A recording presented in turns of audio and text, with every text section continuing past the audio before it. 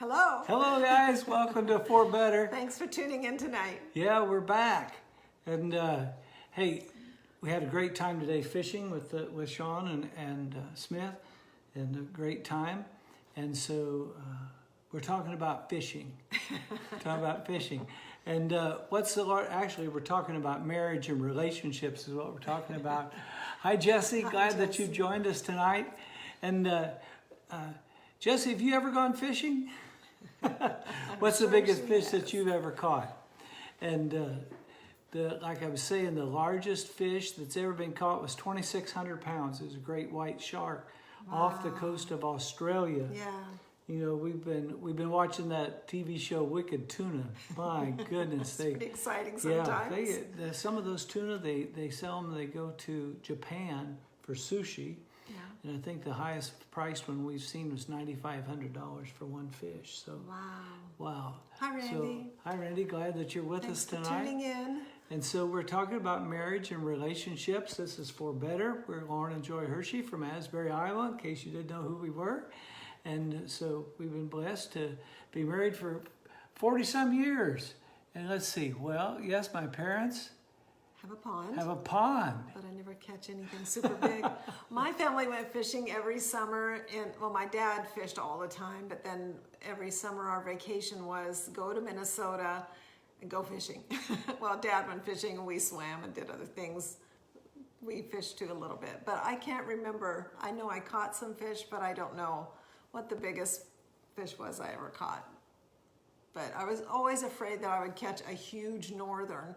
And I was always afraid that it would have to be brought into the boat, and they have teeth, and I was freaked out about it. Yeah. We would go into this little bitty town, Longville, Minnesota. We would go in there, and they would have in their freezers in the little shop, they would have frozen huge fish, and that's where I got the idea that I didn't want that in the boat because they were kind of scary looking. Hi Dale. Hi Dale. Thanks for joining us tonight. And something took my worm today, and it took off. Man, it was a blast. You know, I think it's probably the largest fish that I've ever personally hooked that I can remember, at least for a long time. It's one that took off and pulling out line and stuff. It's actually a catfish. And I did get it up to the side, did bring it in, and we didn't have a net or anything like that. So I thought, well, I really thought my line would break trying to lift it up out of the water, but it actually straightened the hook and got off. And so, man, it was awesome though. What a fun time. It still was fun even though you didn't get it. Yeah, it was great. Yeah. So we're talking about marriage and family, marriage and relationships, and how they can become better. Yeah. And we've been spending the last few weeks talking about anger and dealing with anger. Hi, Tiffany. Glad that you've joined us tonight. Yeah, welcome, Peggy welcome, did too. welcome. I think you didn't see that. No, I didn't. Thank you. And Renee, hi. And so we're dealing with anger. We're going to kind of wrap up this unit tonight, talking about some anger. But when you face anger and deal with it God's way, you can overcome it. I think that's the important thing that we want to finish with tonight, but we want to talk about some real practical things of how to deal with it, because anger is such an incredibly powerful force in your relationship. And you can learn to deal with it God's way, and it doesn't have to destroy your relationship. Get over. So what are we talking about? So last time we started giving you some pointers about good things to do, and in previous weeks we had talked about the negatives, but we were starting to talk about some of the positive things you can do to deal with anger or when you get angry. And so some of those things were, one of the things we said was, before you speak, get control. Yeah. So that's a good thing. Otherwise you're going to say things that you wish you wouldn't have said. So be sure and get control. And then another thing we talked about was to get quiet and get with the Lord and ask for His perspective on what happened, because God's, He sees everything. He knows all the angles. He knows the whole situation inside and out. And so if you can get God's wisdom, then it'll help you see the situation from His angle a little bit better. So be sure and ask God, what's going on? What happened? And then another question that you can ask is kind of asking yourself, just introspective, what am I afraid of? because anger so many times is a response of fear. Yeah. Fear that we're going to be embarrassed, fear that we're disrespected, fear that we're not loved. That's really good. Fear that we'll be hurt. Fear that, somebody is more popular than us. Fear that it's just all kinds of things. Yeah. All kinds of fears. Hey, let me jump in for a minute. I just want to commend all you guys for jumping on and really applying yourselves to your relationship. Guys, thanks for holding up the guy side. Mike and Ben and Dale and all you guys for joining. Randy. So many times the guys are not interested in working on relationships. Man, it says a lot about your character. Right. The fact that you're interested in applying yourselves to do this. And all of you girls too, thanks for being with us. What else have we been talking about? Yeah, so we said, ask, what am I afraid Yeah. of? And then ask, what am I demanding? Because anger really is a demand for change of some sort. Yeah. And just to make sure that what you're asking, the change that you're asking for is something that can be changed. So in other words, when you're slamming doors, when you're throwing plates, when you're giving a silent treatment, when you're doing all those things, you're saying in a way, non-verbally, you're saying that you're demanding something. I want this. I want you to stop doing that. I want things to go this way or that way. So you're making a demand. So yeah. And hopefully you're not slamming doors and throwing plates. Hopefully we got you past that. Yeah, none of you folks are doing that. I know. We're talking about the other folks that are not tuning in. Yeah. And so we talked about, that was just a little short review of things that we've talked about. So another thing that we wanted to talk about in the positive way of dealing with anger is to ask, what mistakes did I make? Yeah. And this is where it starts to get like you get on the humble train. Because, nobody likes to admit that they might have done something wrong. But in all honesty, we need to ask and really have our minds open and our hearts open for the Lord to show us maybe where we went wrong. Yeah. What mistakes, Lord, what mistakes did I make in this situation that caused caused somebody to retaliate or caused, whatever, somebody else to feel defensive? What mistakes did I make? And so you can't always change the other person, but you have power to change you. And so sometimes you need to ask that. Yeah, so instead of focusing on what the other person did and on the other person's mistakes and how they wronged you, you really can ask yourself, where do I need to change to overcome the anger? One thing about it, when you continually let yourself loop and go over and over what the other person did wrong, it really fuels your anger. Rather than helping you get over it or helping you get above it, it does not help. Even when you can calm down a little bit, then you start thinking again about what they did. And man, then you get mad again. You get mad again. You really do get mad again, over and over. And I just want to say that's a trap of the enemy to those thoughts that come, because you could have gotten over it, and then thoughts come, and man, you start thinking about it again, what they did, and he's got you. We're told in Ephesians 4:27, don't give room to the devil. And so the more you think about what they did, the less likely you are going to be able to deal with your anger in a healthy way.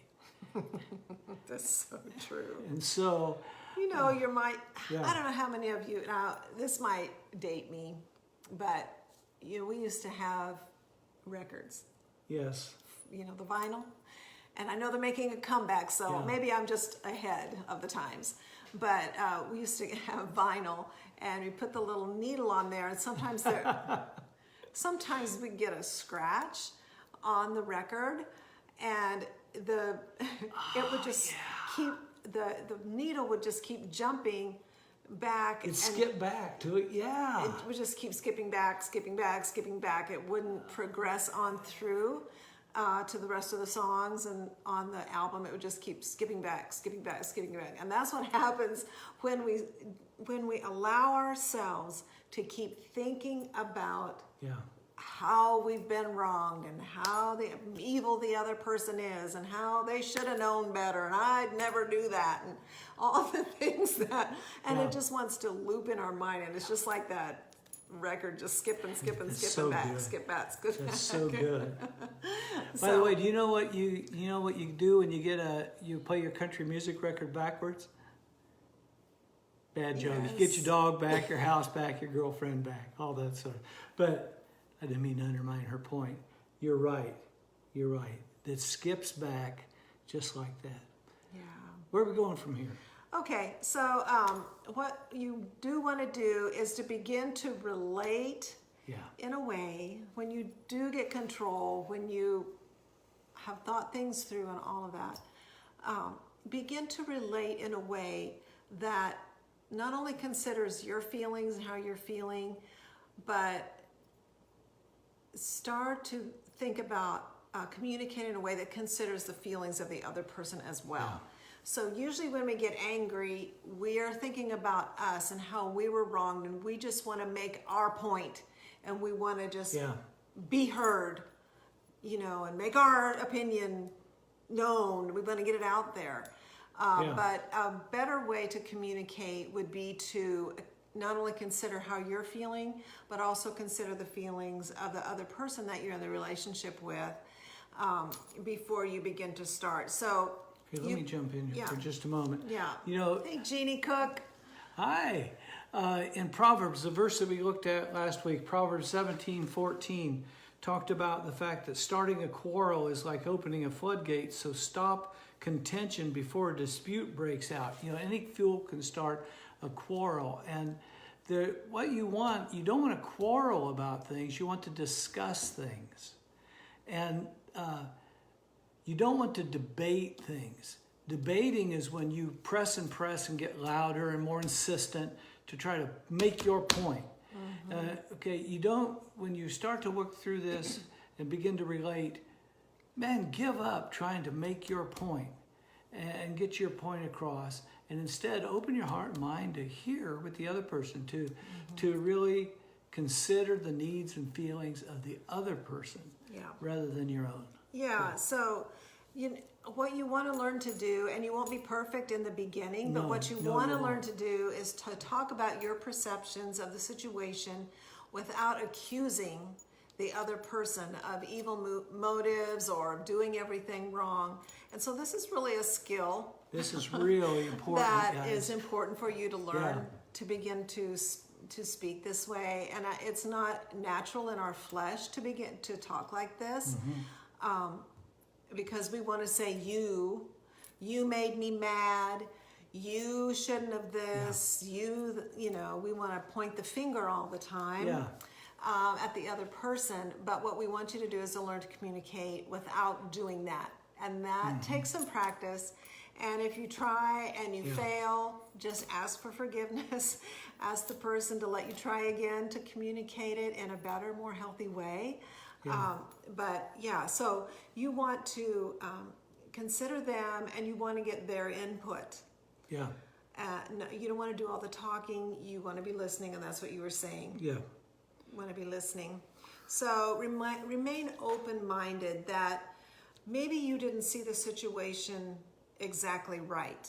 And you can say something like, rather than saying, you can say something this way. You can say, I may be wrong. I realize that I may be seeing this wrong, but this is how this looks to me.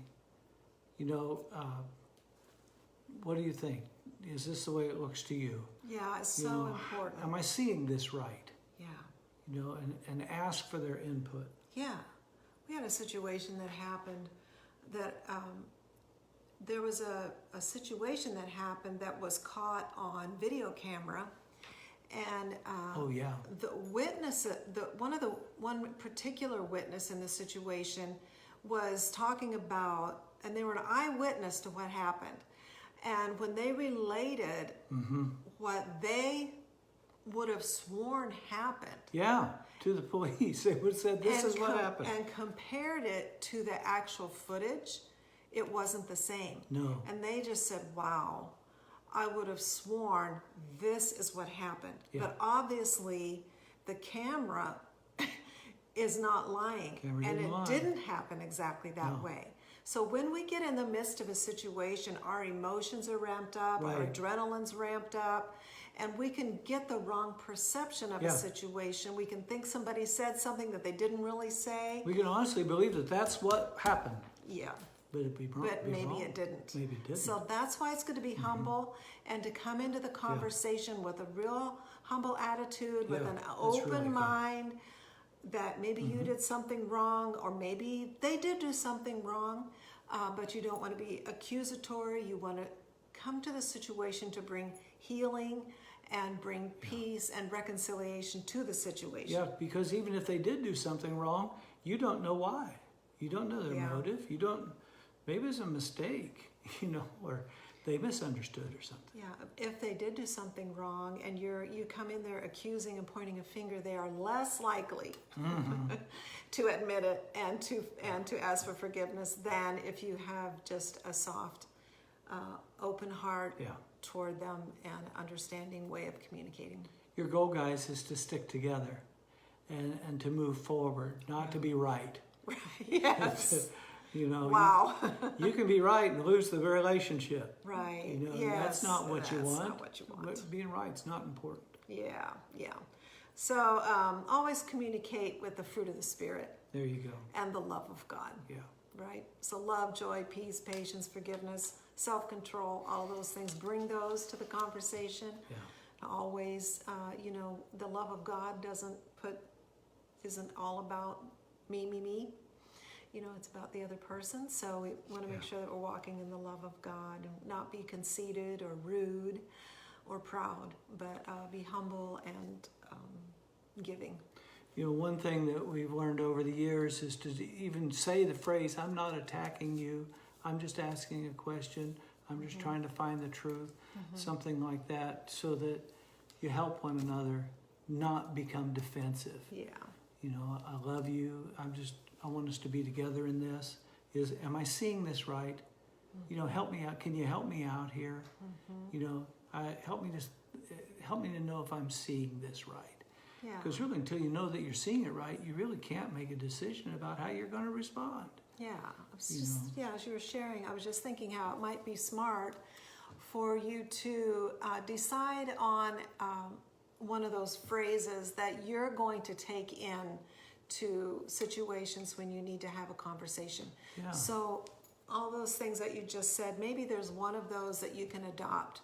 That could be like your little mantra as you go into the situation. So Okay. Can you say some of those again? I hope so. I forgot how wise I was. A powerful one for me has been, I'm not attacking you. I had a lot of that, a lot of strife growing up in the home that I grew up in, and you just learn some things, man. When you stew in strife, you're going to be a striving person, and you get defensive. And so we had to learn. And she would say, I'm not attacking you, and that would help me not be defensive.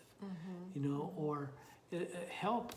Can you help me out here? Can you help me understand? Would you help me understand? That would be great. That would be a great Ask for thing help. to just, put that in your pocket Yeah. and bring that into the conversation. Can you help me understand?